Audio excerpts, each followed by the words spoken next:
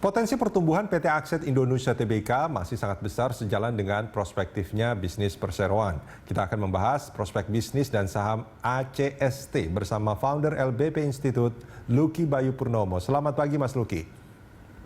Selamat pagi. Terima kasih sudah bersama kami di Corporate Action pagi ini. Mas Luki, kalau kita bicara soal Akset, ini kan termasuk perusahaan-perusahaan di sektor yang paling terdampak pandemi COVID-19. Benar nggak begitu? Ya. Nah ini kalau kita melihat kinerjanya seperti apa Mas Luki hingga saat ini? Harga saham Akset saat ini berada di angka Rp274 per lembar saham, itu mengalami koreksi untuk hari ini.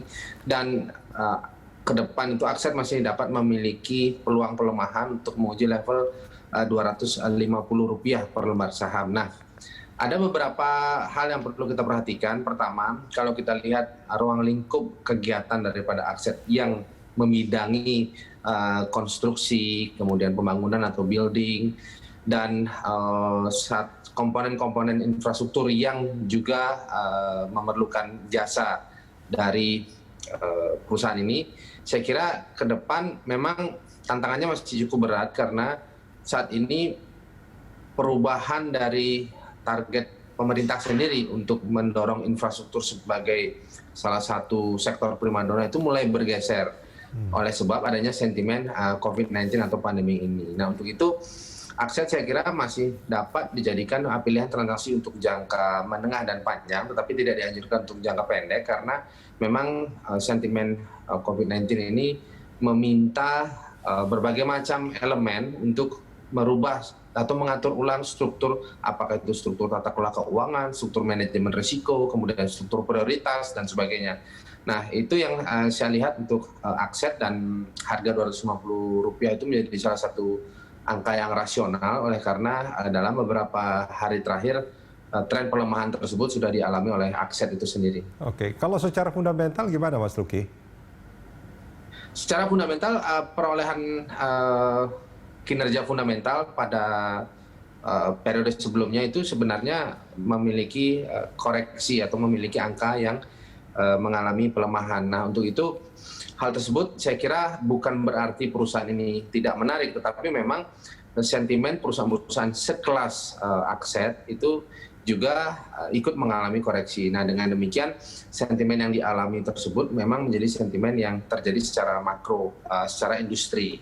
Nah, lebih jauh daripada itu kalau kita lihat di mana sih nilai kompetitif daripada Akset ini, saya kira Akset masih dapat menjadi pilihan untuk pelaku usaha atau pelaku industri, khususnya di bidang konstruksi, karena memang Akset menawarkan harga produksi atau harga pembiayaan itu yang cukup terjangkau. Nah, beberapa kompetitor yang ada di industri tersebut memang market share-nya justru lebih besar, akan tetapi bukan berarti market share itu lebih besar lantas menjadi leading sector. Justru Akset ini walaupun market share-nya masih terbatas, tetapi dengan demikian Akset harusnya jauh lebih lincah dalam pergerakan fundamental. Nah, hal tersebutlah yang kita lihat mengapa harga pelemahan di angka 250 tersebut menjadi salah satu momentum sebenarnya untuk melakukan akumulasi beli. Dan ke depan saya kira sektor infrastruktur masih menjadi pilihan untuk jangka menengah panjang karena kita ketahui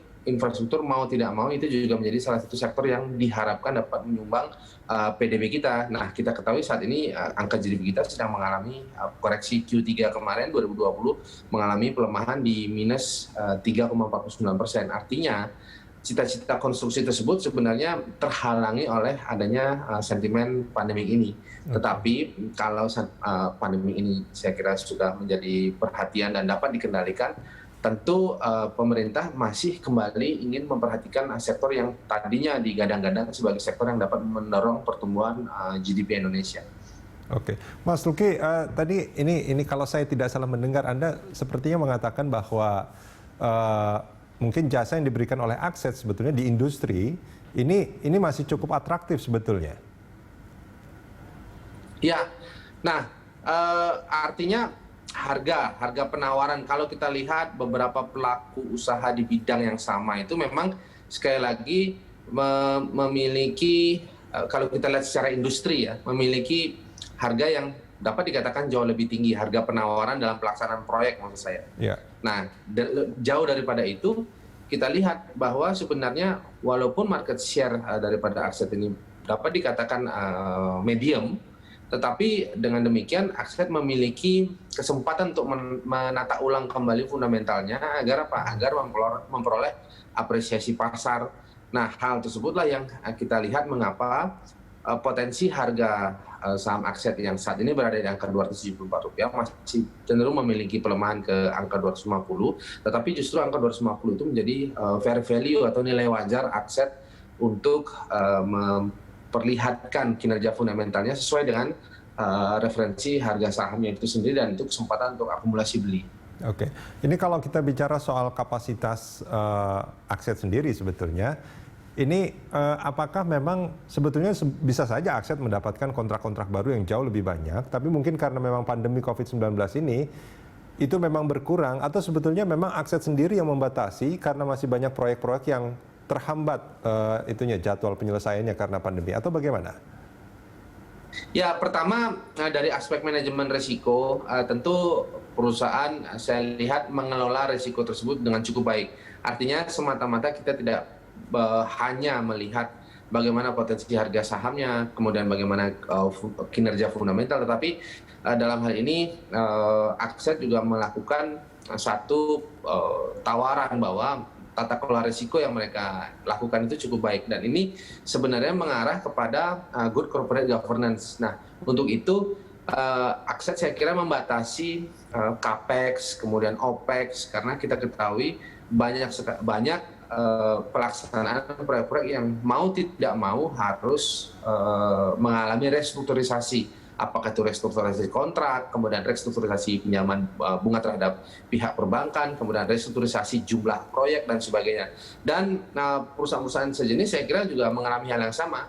Untuk itu strategi pengelolaan risikonya adalah membatasi pekerjaan dan menyesuaikan pelaksanaan pekerjaan tersebut agar proporsional terhadap nilai fundamental perusahaan agar dapat memperoleh apresiasi pasar. Oke, baik. Mas Luki, kita jeda sebentar. Kita akan lanjutkan di segmen berikut.